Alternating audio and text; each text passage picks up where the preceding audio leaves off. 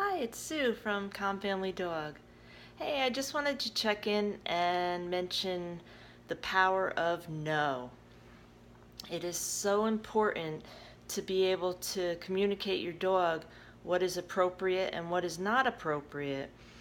Um, if your dog is doing something that is not appropriate, such as jumping or whining or pulling or barking or dragging you down the street or very digging a hole, anything that it's really counter surfing, even like not appropriate behavior, you need to be able to explain to the dog that that is not appropriate and to stop it. So if you teach the dog yes and no, very basic, just awarding good behavior with yes and pets and praise when they're young or when you just get them, and then just explaining no. If they do something wrong, sometimes that's all a dog needs. It's like, oh, no. That word is so important. It doesn't have to be equated with negative reinforcement always.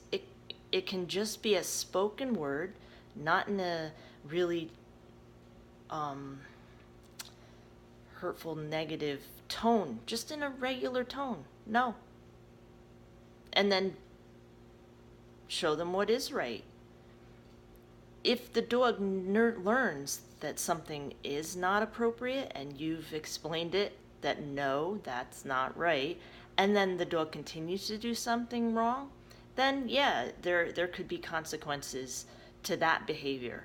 But when the dog is just learning something and doesn't know whether it's right or wrong, a simple no, a redirection to something else can be very helpful. So the power of no is so important. I equate it to like when you have young kids. If your child is approaching the stove and it's on and reaching up to it, you gotta explain that that's no.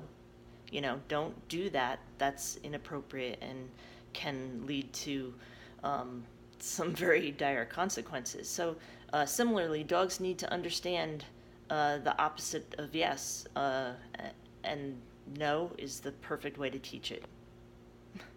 Sorry to be so basic, but it's an important word that needs to be taught to the dogs. Thanks for checking in.